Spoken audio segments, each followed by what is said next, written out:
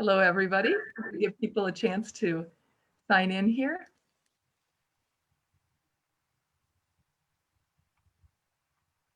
I want to welcome you to Tosa Talks, Building a Diverse, Thriving Community. This is an ongoing Facebook Live series proudly sponsored by our generous friends at Bostic. I'm Robin Luther from Tosa Together.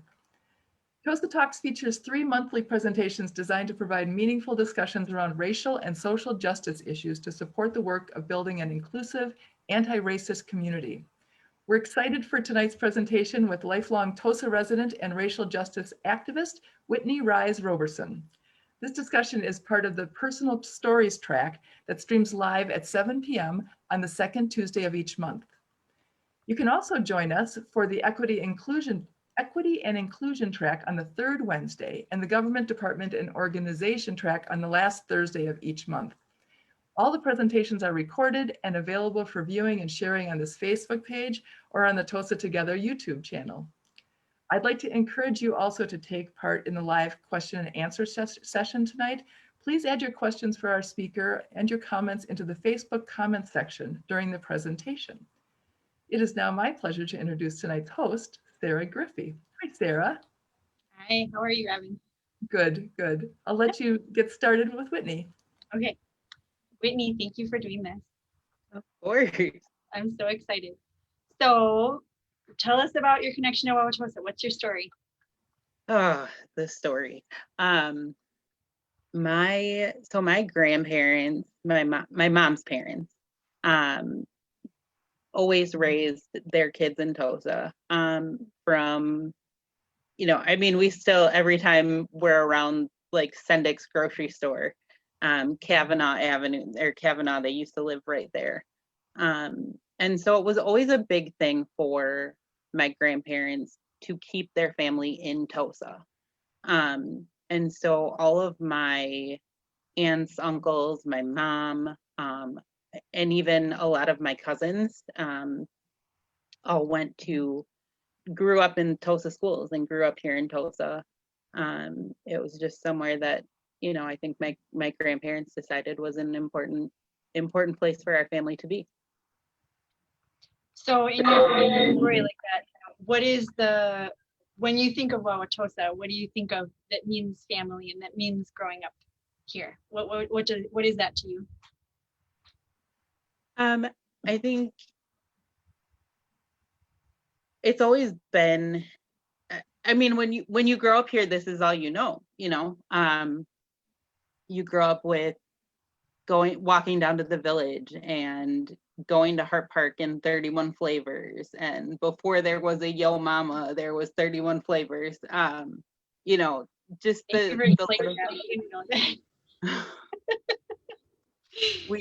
we sometimes have guilt when we go to Yo Mama because we're like, okay, no, we need to keep supporting 31 too. Like, we love both of them, but we have to continue to support like the original 31 Flavors.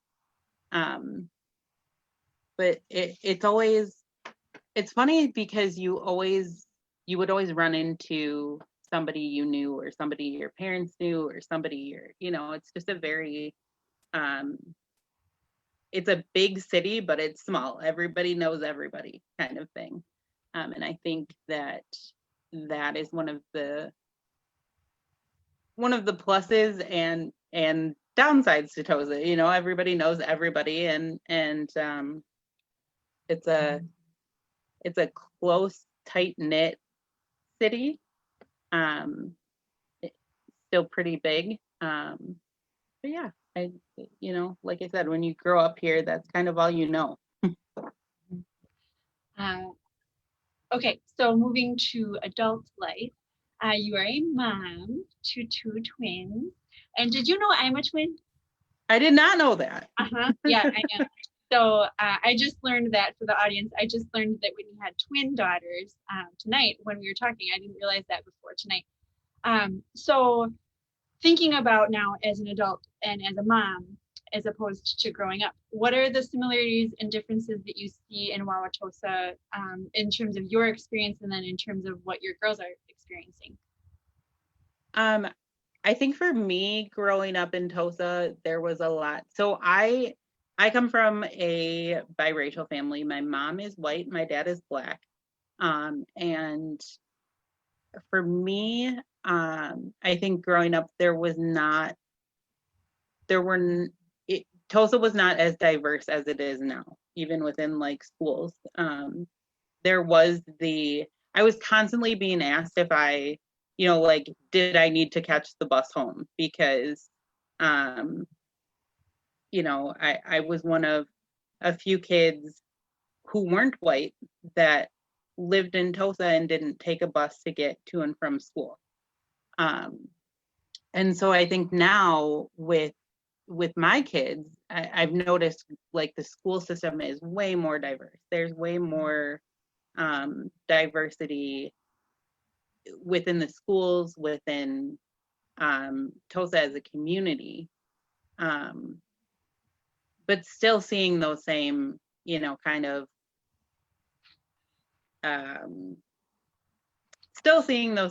like expectations for, like the whole, do you take the bus question? Do you need to catch the bus to get home? And so it's definitely different from when I was growing up, but there's so many similarities still that I think that's important to focus on. Mm-hmm. So I'm almost hearing like there's connection, there's also an othering. I'm hearing that so far. I don't know. Is that kind of a good thematic nutshell or? Yeah. Yeah. Okay.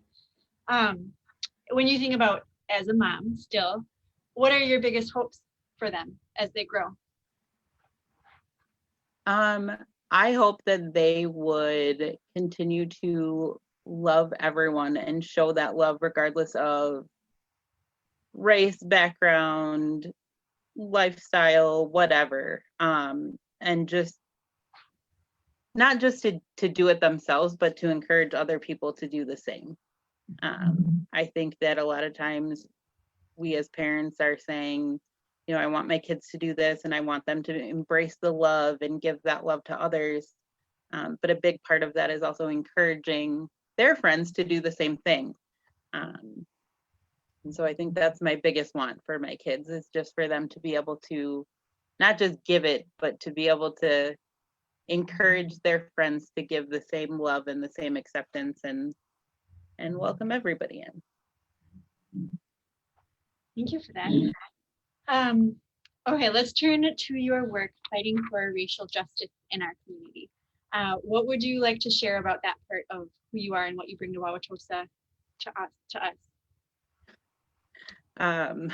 It's kind of, I don't know, it's kind of crazy because I remember when the movements first started and I was in, obviously all of this started, COVID's hit, everybody's trying to figure out what is going on in the world and where we fit in and what we can do. Obviously being, so I remember the day that Alvin Cole was shot at Mayfair Mall. I remember hearing the news stories. I remember thinking to myself, why is there not more information on this? Why is there not more out there? And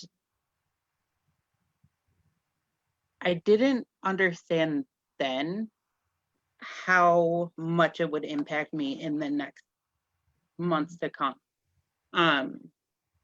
When the protests started in Milwaukee and focus really started to turn on Tosa and the things that Wauwatosa was doing to not necessarily tell the whole story or cover up, it took Alvin Cole's sister protesting and standing on the corner of 76th and Burleigh with signs that she and people that had joined with her made to find out that Joseph Menso was the same cop who killed 2 other people.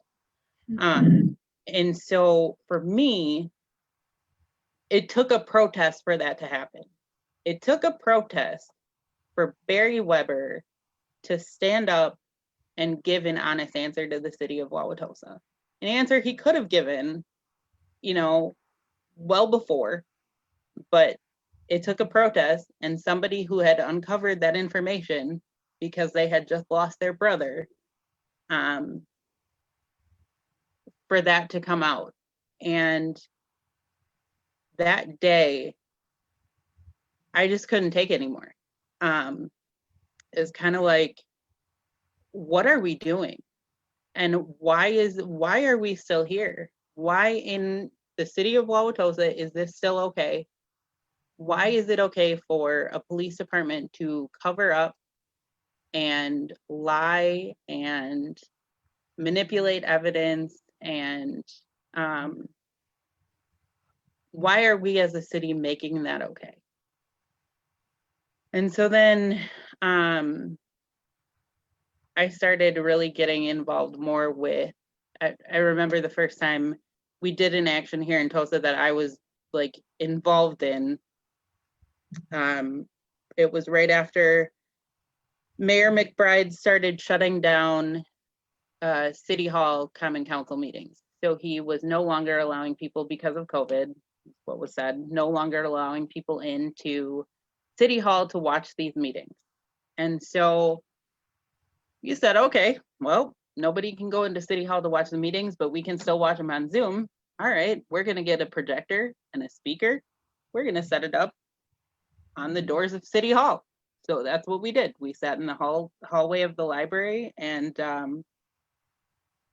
I just remember thinking to myself again, in what world that, and I understand COVID. I understand that there is a pandemic and there are things going on.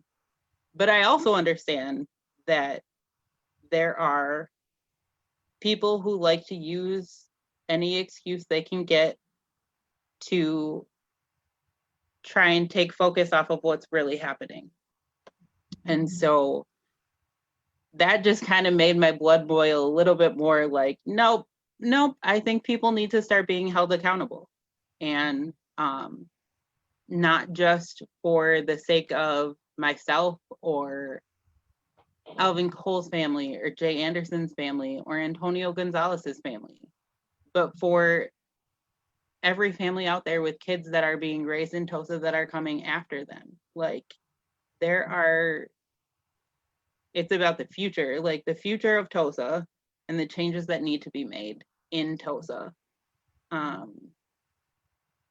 so that we can have, I don't want my kids to have to look 10 years from now and be like, why are we still fighting this? Why are we still dealing with this?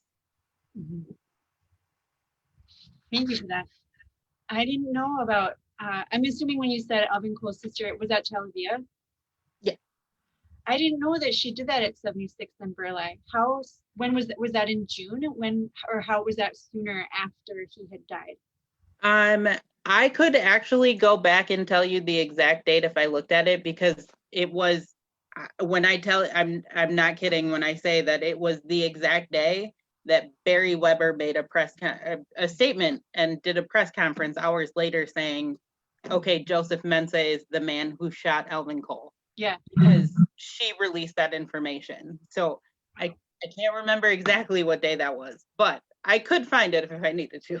Yeah, I think it was. That's so fascinating. I think one of the things that I've thought a lot about through all of this is kind of that idea of deep listening and being heard, and then like almost, I'm going to say forcing the issue, not in like a forceful type of way, but like that idea that, okay, common council meetings are shut down. Well, how do we be heard? How are people still heard? How are they allowed to be heard?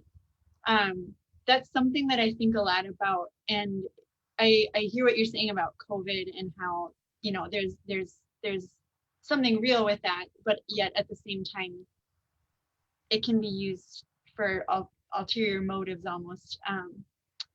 I'm seeing a question in the chat. Do you have an experience that you can relate as a Black woman living in Wauwatosa that can help others understand how you are made to feel like an outsider in your own city? So this is going back a moment, I guess. Yeah, there's a really big one. And I've never actually spoken publicly about it. So, I mean, I have spoken publicly about it, but never on a Facebook Live platform for the world to see. So here goes nothing, I guess. When I was growing up in Tosa, I made some decisions that I'm not proud of. I got into a lot of trouble as a teenager.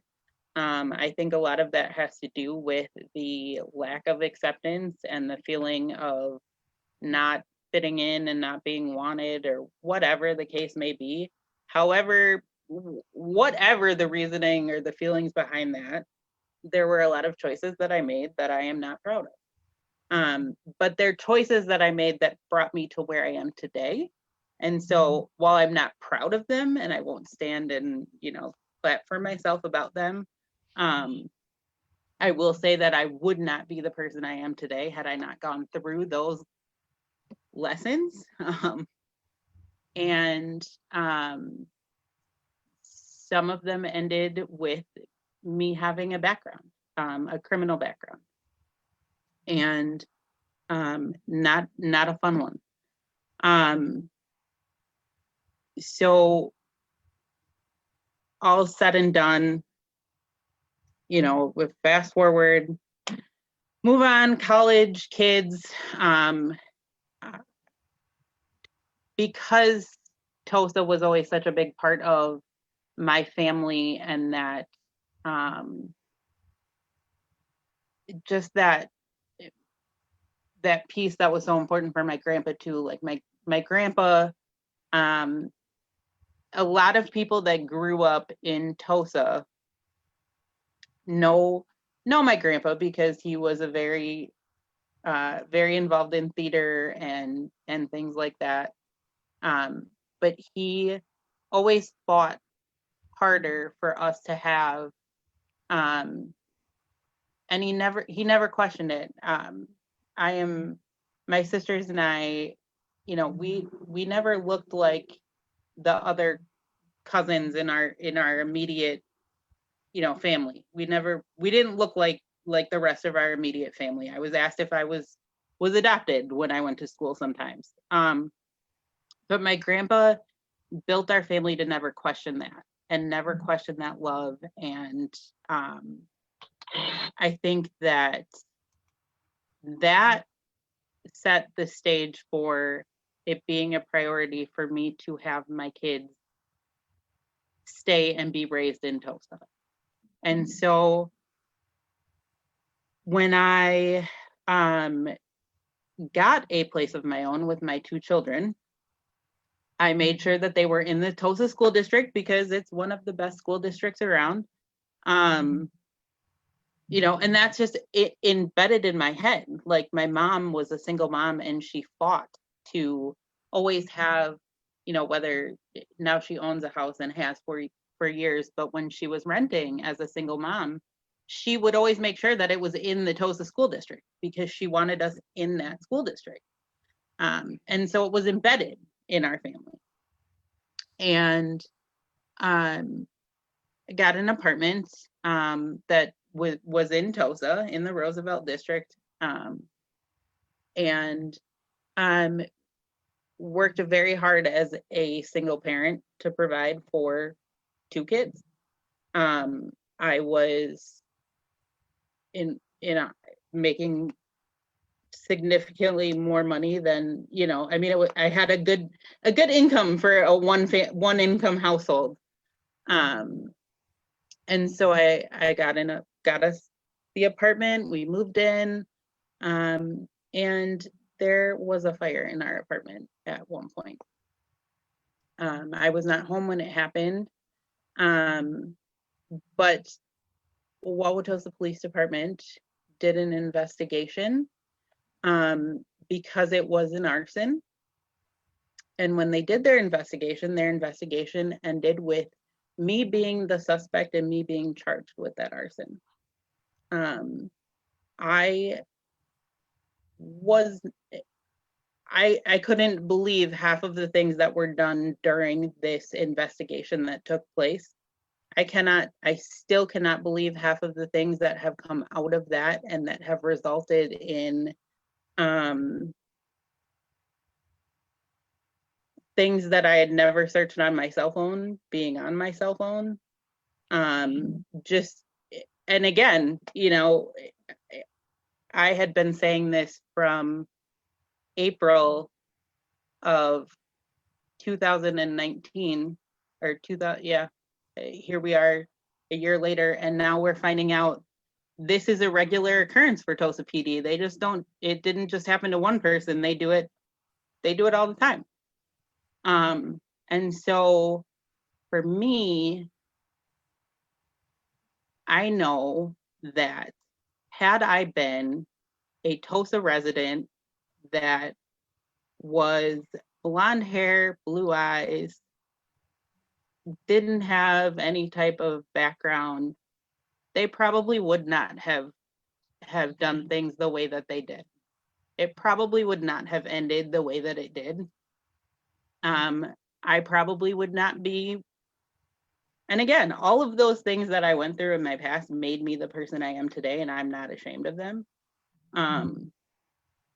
It makes me sick to my stomach that here we are almost 2 years later, and my life is still on standstill because COVID has prevented a jury trial from taking place. And so it's been delayed and delayed and delayed. And like I said, makes me sick to my stomach that the police department detective can pull somebody in a room and say, this isn't being recorded, and if you ever bring it up, I'll deny it. And get away with it. And tell the same story under oath in a court of law and lie about it and not think twice about it. So when I'm asked what my experience as a Black woman in Tosa, the why, that's the why. And again, I never shared that on a public platform. I mean, I've shared it in some of our protesting actions and some of our circles, but I tell it because it needs to be told, because it can't keep happening. It can't, like, it just can't. And that's the why, because it can't keep happening. It cannot continue to happen. And the more that we come together and say, look, this is wrong and we need to do something about it, the less, like, I'm telling you, when I looked and saw a search history on my phone and there's these things I hadn't searched, and I'm like, there's got to be some sort of mistake. What is going on here? Mm-hmm. And then to find out as I'm protesting that this is happening to multiple other people, like, what? I can't even wrap my brain around the fact that this is happening. Like, I thought it was a mistake. And nope, it's not a mistake. It's happening to multiple people. Well, and when it's all said and done, at the end of the day, I think that that power and that authority gives some sort of,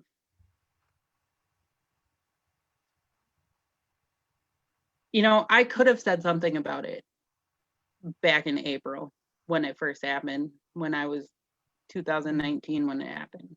And I didn't, because who's going to believe me? Who's going to believe me? There is a police department saying these things and news articles that have now been written with my picture on it saying these things. Who is going to believe me? And there is an intimidation behind it, and there is there's the fear behind it. Like you're not going to be believed, and you're not going to be listened to. And I think that,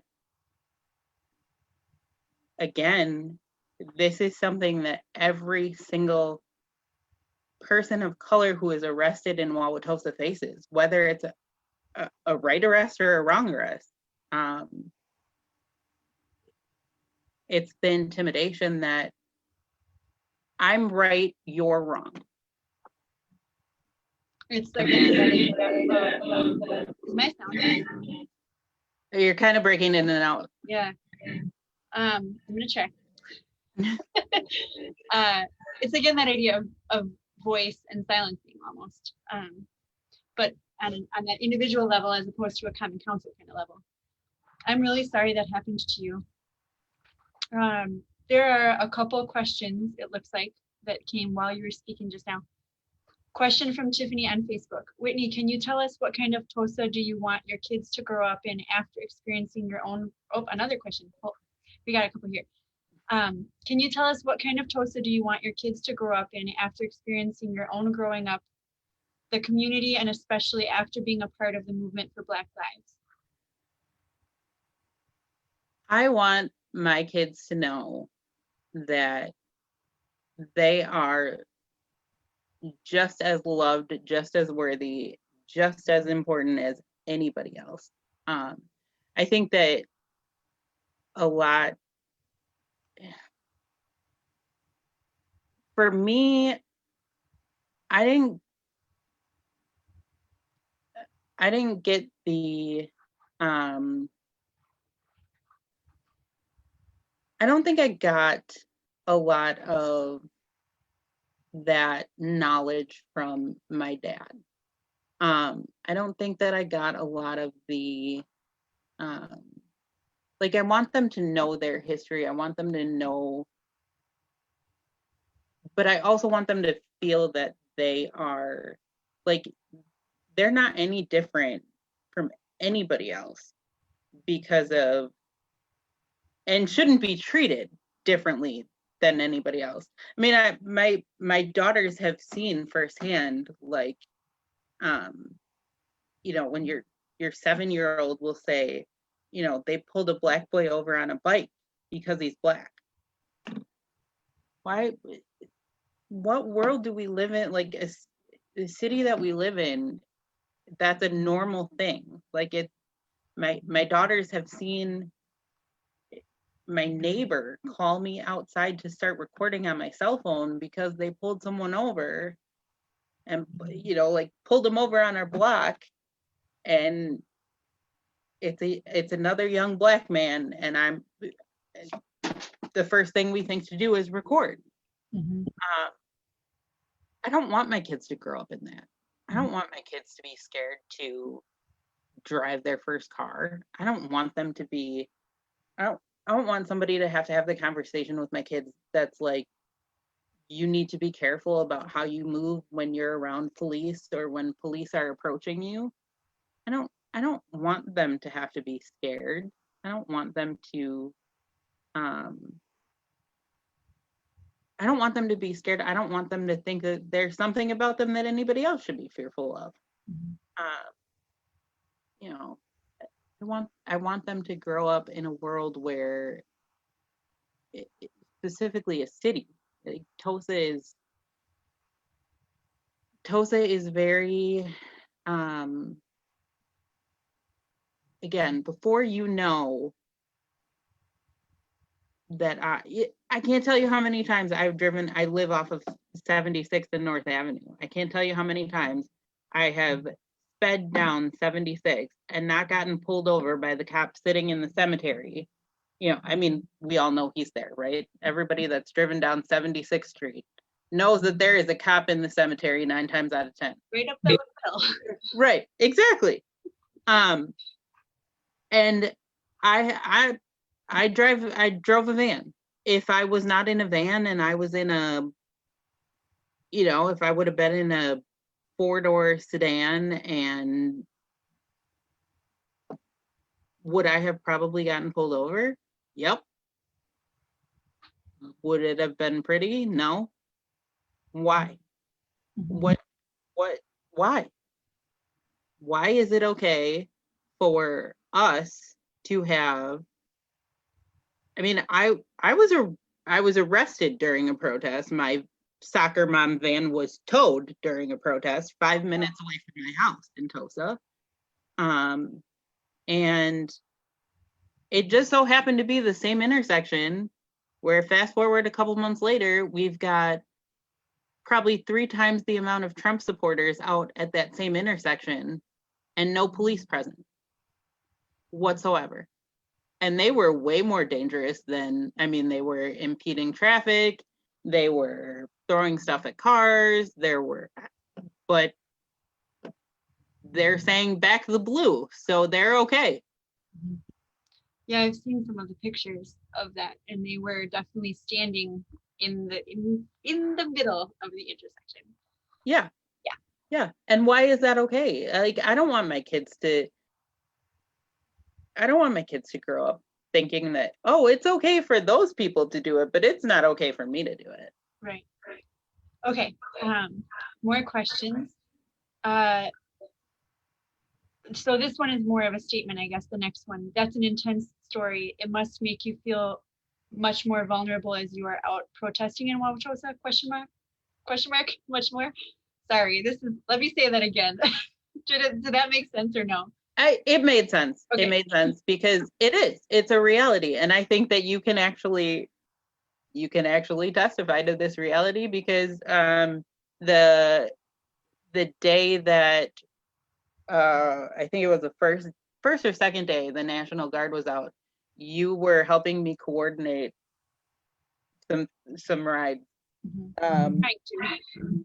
Because I was terrified that, I mean, at this point, the week before, I had a Tosa police officer who I know very well because I went to school with this police officer, tell me that, you know, they're no longer giving out citations when people are arrested, that they would be giving misdemeanor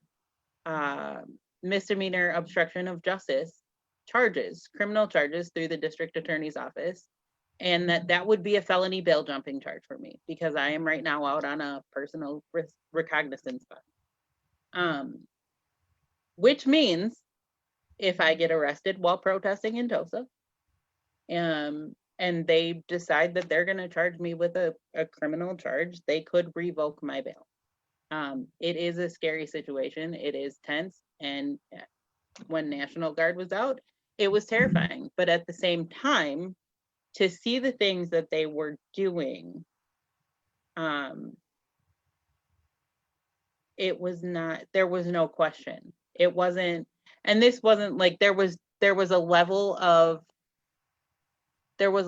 of protecting myself because I needed to protect myself from my kids. And I would never put myself in a position where it would harm my children. And me being taken away from my children would be harming my children. So I had to do things a little bit differently. I had to think about, okay, well, I know that if I'm driving from this area to this area, I'm technically a Tosa resident and I have my ID and I live at this address, and I can also still pack people in the back of the van and drive off with them at the same time, and not get arrested. So it's intimidating, because obviously with the protests and the actions that happen, we are well aware. They never, Tosa Police Department never hesitates to let us know that we know who you are, we know your relationships. They love to call us by our first names or our nicknames, or wow. Yeah, it's pretty. They'll come out and, you know, oh, hey Whitney, how's it going? Or hey Miss Roberson, how's it going today? They've loved to, you know, oh yeah, so and so's my friend, we get along great, trying to make us, you know, believe that people are talking to them or whatever. It's you know, it's just It is what it is. yeah. Okay, question from Sienna Lytle. What type of Hi, everyday Sienna. what type of everyday considerations do you have to always keep in mind being a Black woman in Tosa and a mother to Black children in Tosa? That's her first question. And then do you want the second one right away, or do you want to answer that first? Answer that first. Okay.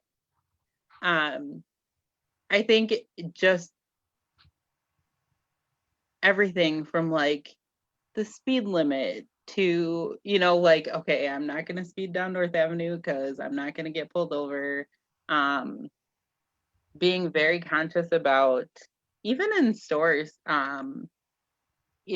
it's, I always tell people who try to, I always tell people who are trying to understand better or ask me questions, I give them the Target example. Like if I walk into Target on 124th and Blue Mound,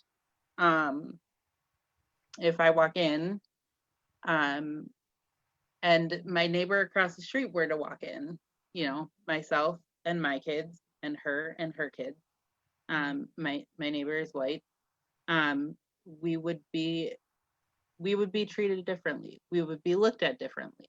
There would be a I would probably be focused on throughout the store while she goes around and about her way. And so I think just that, like having that in the back of your head at all times when you are going out or going to a store or and having to explain those things to your kids, it can be a little much sometimes. Sienna's second question was, what are the ways you navigate everyday life in Tosa that are different than our white neighbors? You kind of just spoke to that. Is there anything you want to add, or do you feel like you covered it? No, I think, yeah. Okay. Sarah, smiley face. When you get too close to the screen, that's when the sound went, oh, never mind. Thank you for that. That was for you. Yeah, now I know why my sound is funny. I just want to talk. Virtual, this is nice. This is great. I miss being in person. Okay, comment. May I say, this is obvious to many, but our police force is way too powerful. What happened to you was disgusting. I hope one day we can change this at the state legislative level and beyond. Noted. Well, there is a way that we can change it, and it takes people, and that was hard for me too. Like I was one of those people that would not, like, it happened to me, and it took me watching a 17-year-old boy get shot, unnecessarily killed, and meeting his sister and hearing that it took that for me, like that situation, not with the police department and whatever. I didn't speak up when it first happened. I didn't say, hey, they did this. I was quiet about it because, but that's what they expect. That's what they know is going to happen because they know that they have that power and they know that they have that control. And so as Tosa residents, and I think that is one of the most powerful things about this series and these conversations, is that as Tosa residents, we get to stand up and say, enough is enough.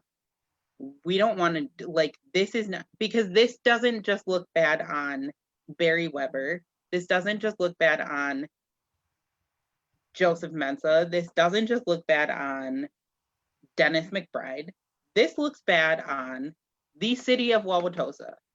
I don't know if anybody saw it, but back in January, I think it was January, even before the, no, because it was a national news article that was done, and it didn't even, it was so bad things in Tosa are so bad that it didn't even have to address the Alvin Cole situation that had happened. Like, it didn't even have to touch on that, and it was still bad. Because the statistics, Tosa has some of the worst statistics of racial inequity when lined up with bigger cities like Oakland and San Francisco and Atlanta. Like, this doesn't just reflect badly on the government of Tosa, it reflects badly on Tosa as a whole. And so, you know, we can acknowledge that the police department has too much power and that this is what they're doing, but what are we doing about it? What are we doing to change it? And so, as Tosa residents, as people that like invest into this community, and our kids are going to invest into this community as they continue their education, we get to say enough is enough, and it's wrong, and it needs to stop. And so I hope that if you don't get anything else out of what, like, literally just spewed all my dirty laundry out for the entire Facebook world and everyone else in the United States of America and then some to see, if you don't see anything else, please see that, like, you have the power to change and make a difference. Just to like lean to the side a little bit, if you can see my background here. Yeah. Explain. That was one of my questions I was gonna ask. What is your picture? Sorry, I'm speeding ahead here. No, this is perfect. This is one of my, like, this will live on in my greatest memories forever. This was actually taken on my birthday this year, which was not planned. But we had the moms group, Tosa Moms Tackling Racism, a Facebook group, which if you are a Tosa mom and you would like to help tackle racism in Tosa, please join our Facebook group. Do we accept dads? I think we accept dads too, right? Or is it only supposed to be for women? I don't know. Yeah, that's a good question. It's a good It group. is a good question. It is a very good group. So the first time I ever publicly spewed my dirty laundry like that was to the Facebook group. But I said one day, I was like, so would anybody be up for some good trouble? Because I had been going out and protesting, and I had been going out and being involved in these movements, but I didn't see a lot of that from people in Tosa. And so this coalition formed with the People's Revolution, which almost at 200 days now. 200 days of protesting. Can we wrap our brains around that? Like, 200 days of going out and fighting for justice and fighting for, 200 days. That's a long time. And to be walking in the cold, like, right. Please offer people hot chocolate. Oh. Next time that's great. That's funny. I didn't think about that part. The hot chocolate. Yeah. But to see this group, to see the People's Revolution, and then these Tosa entities. So we had Tosa Together, Tosa Moms Tackling Racism, Her Sisters has now joined in, Indivisible Tosa. And I'm sure there's going to be others to come. Like, I just am blown away I'm just blown away by how many groups have joined in on this. And so this picture does not do it justice at all, because there were definitely more people out. But I ran up on a balcony and took a picture of the people underneath, because this was a community that got together and said enough is enough and we're done. And when that happened, police showed up at 2:00 when we were supposed to be done and weren't quite ready yet. And they gave the order to disperse, but they didn't meet it with spike strips, and so they like to flatten our tires. Tosa PD likes to flatten our tires. They like to throw tear gas at us. They like to use tasers on us occasionally. They like to paint us as violent, vicious. You know, things don't normally get out of control until Tosa PD shows up. So that should show you something. It's very peaceful. It's very, and that was seen that day. It was visible, not just to residents, but to businesses. We had multiple businesses in Tosa that came out and said, you want to come in and use our bathrooms? You want some hot chocolate? Here's some coupons for the next time you decide to come down. Let us know when you're coming down next time. And so, again, if you don't get anything else out of what is said right now, it is even just going outside and standing and saying enough is enough is powerful. And it can be done. It can be done social distancing. Right. It can be done safely wearing masks. It can be done, but we have to start saying enough is enough, saying that the police force is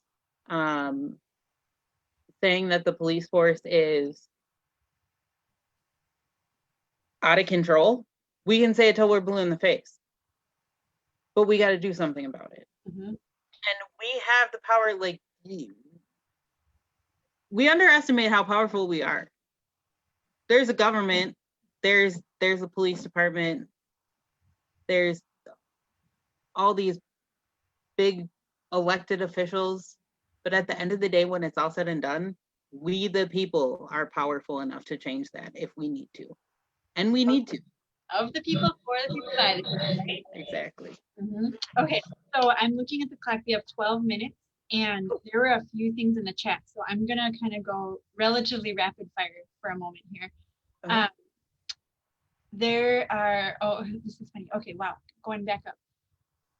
So from Sienna, can you speak to what it's like to march and what it means to you? In your words, why is marching and protesting so important and necessary, even if it causes discomfort and inconvenience? I think it's necessary and important because people are literally putting everything else to the side to say, we are going to go out and we're going to say enough is enough.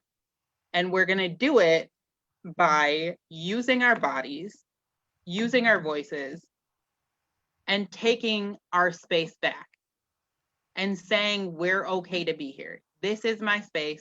I get to be here too. I think it's important. Yes, it's an inconvenience. Okay. I laugh every time I think about waking up and my mom telling me that she was oh my gosh, those people were out there protesting and a firecracker almost hit my car. And I just started laughing because I'm like, you know what? I understand. But at the same time, like, a police officer kneeled on a guy's neck for almost 9 minutes. And you're worried about a firecracker hitting your car. George Floyd had his neck kneeled on and died. And a firecracker and protesters is your concern. Or flashing the window. Right. Yeah. The phrase, I heard it somewhere. I forget where. I think it was when we were out marching one day. Disruption is not the same as destruction.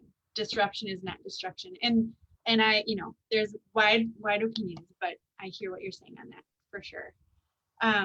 Next question was from Caitlin Harvey on Facebook. What are your concerns while living in Tosa being a Black woman with children? Is there more that you would like to add compared from earlier? I think, I don't know that there's anything else compared to earlier, but I think it all goes back to like I said, you have a target on your back. when it comes to, we now have all of these documentations of Tosa PD having, you know, a very racially biased background, and it's not something that just goes away when it hasn't been addressed. And it's something that has been swept under the carpet for years and years and years. If somebody would have, when those parties that Tosa PD was doing, that were, you know, racially motivated, if anybody would have stepped in and said, okay, this is wrong, we need to do something about this and do something to seriously change it, but it was swept under the rug, and it was swept under the rug, and it was swept under the rug. So here we are years later, and not, you know, it's when you don't know that when you're so, like I said, when you grow up in Tosa and that's all you know, Tosa is all you know. So when you're told, like, I remember my sister also grew up in Tosa, but she moved to Philadelphia to go to school. And one of the first times she came home from Philadelphia, she told us, my mom and my sister and I, that we were racist. And I was like, what do you mean? What? And she's like, Wauwatosa is so racist. And I'm like, what? What? Like, you lived here. This is where you grew up. Like, this is, you wore the same Letterman jacket. What? But just that's where the systematic thing comes in. You don't know it when you're in it. So you have these police officers that will say, I'm not racist. I'm not racist. I'm not racist. But it's so embedded in the history of that police department and the practices of that police department that they don't even see what they're doing. Mm-hmm. They don't even see it because they can't. Right. There's a Maya Angelou quote that says, when you know better, you do better. And it's hard to do better if you don't know better. And that's one of the things I think too about speaking as a white person. When we don't know better, we need to learn better and not remain in the ignorant world. So there's another question here. I hope I'm not frozen. Or a comment from Caitlin. Someone is adding on to Caitlin's comment. Maybe we could tag on, do you think you face any additional difficulties or perhaps ease because you are female as opposed to male? Did you hear that? Did you hear that or did I freeze?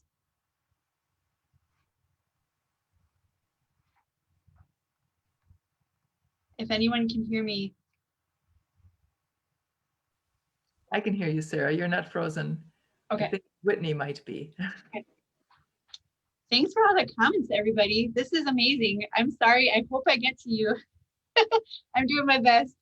This is my first go at it. Are you there, Whitney? I am now. Yep. Okay. Did you hear did you hear what someone was adding on to Caitlin's comment, or should I read it again?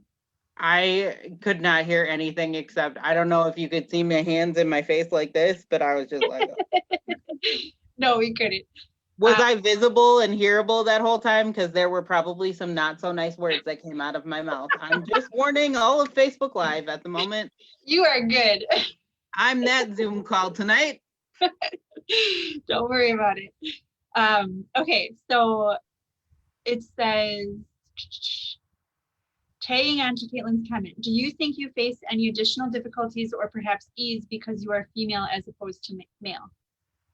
So essentially, is there a sex or gender like factor in some of how you're treated, do you think?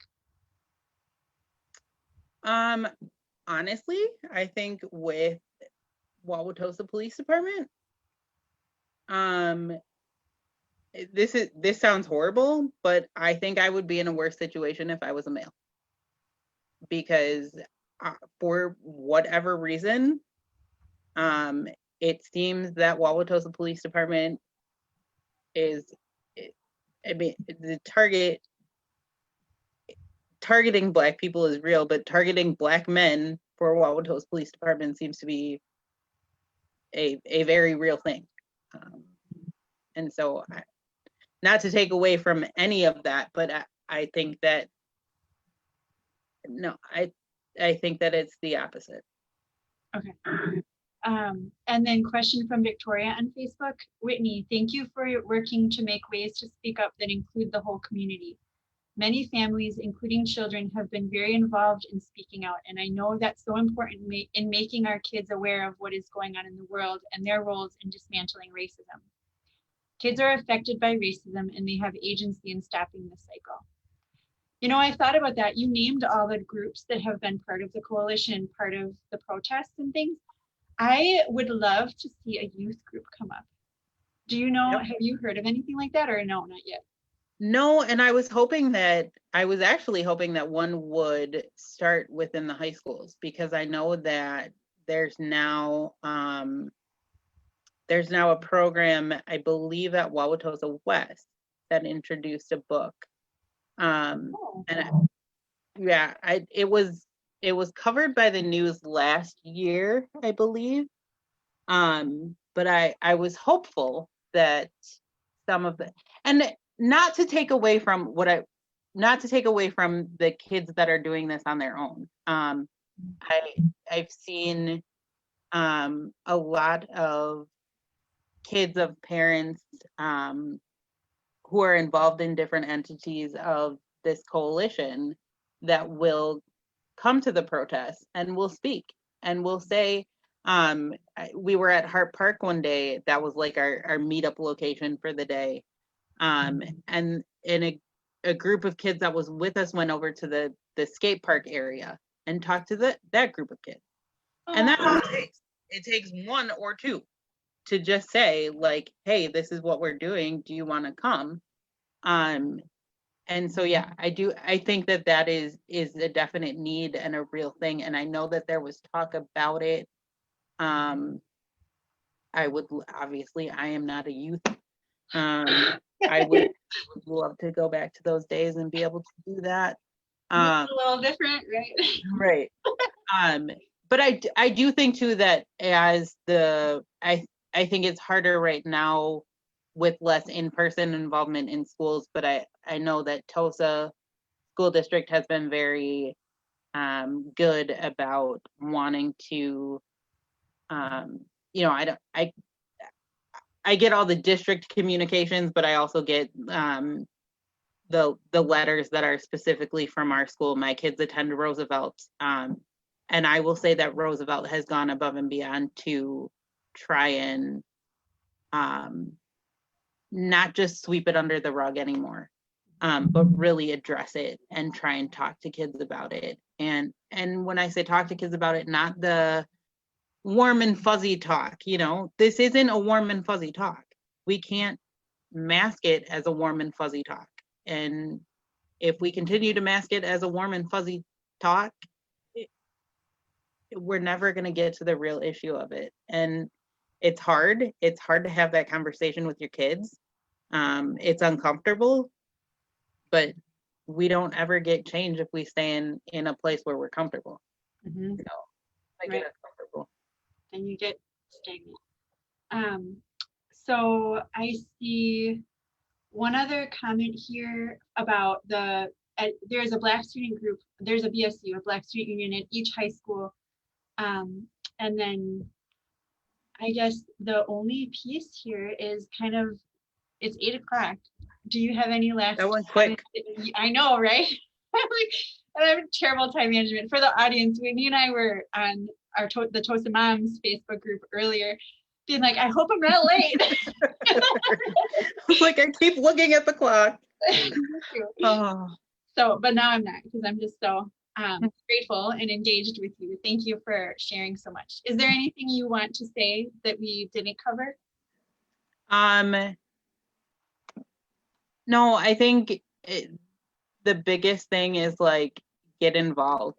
Just get involved. Even if there's so many people that are not comfortable going out and protesting, but get involved in other ways. There are so many people that, like, as Tosa residents, voices are powerful. And I cannot wrap my brain around all the stuff that's going on with the police department and the things that are happening and that they're getting away with. And the only way that those things stop, the only way that we have a better Tosa, the only way that Tosa can come together with every single person in its community and really be a place of welcoming and including everyone, regardless of your background, your race, your orientation, whatever. Like, it just has to be that we have to start standing up and saying something. And it can be a letter, it can be showing up on, I mean, now all the Common Council meetings are done over Zoom. And guess what? Sometimes the Common Council meetings have an option where you can raise your hand and give public comment. And it's all on record. It's all recorded. So I think that's just my biggest thing is like, get involved. There's, like I said, the Tosa Coalition now that has formed. If there are any other groups out there that are a part of Tosa that aren't a part of the coalition, that, you know, hey, maybe we have this idea and we want to get involved, or the BSU, the Black Student Unions at the high schools, start getting involved, start doing your own stuff. If you need help, like, there's tons of help out there. People's Revolution, the Facebook, there's a public Facebook group that lists, you know, where we are and what we're doing throughout the week, and ways to help, ways to get involved. Even down to like a toy drive. It's a wide range. I agree. Yeah. It's cool to be able, the Facebook groups are a great starting point. Emailing alders and the PFC, all of that is wonderful. Yeah. Thanks so much, Whitney. I'm gonna wrap us up here. So Okay. Audience, please join me in thanking tonight's guest, Whitney Rise-Roberson. Whitney, I appreciate you so much coming to share your experiences. Thank you, audience, everybody on, for your time, as well as your comments and engaging questions. We hope that you found this presentation enlightening and inspiring to go do work. Special thanks to our generous friends at Plastic, whose support makes the entire Tosa Talks series possible. As noted earlier, please join Tosa Together next Wednesday, December 16th, to welcome our equity and inclusion presenter, Mr. Emilio de Tora, formerly with the ACLU in Milwaukee and now the executive director of the Milwaukee Turners. So he'll be discussing the role of an advocate and an activist, as well as talking about his current community and diversity initiatives related to his new role with the Milwaukee Turners. Please reach out to Tosa Together anytime through our Facebook page, right here, our website, or by emailing us at tosatogether@gmail.com. I am Sarah Griffey from Tosa Together. It's been my pleasure to be here with Whitney Rise-Roberson, as well as with all of you. So thanks for being part of Tosa Talks and our mutual effort to build a diverse, thriving community. Good night, everyone.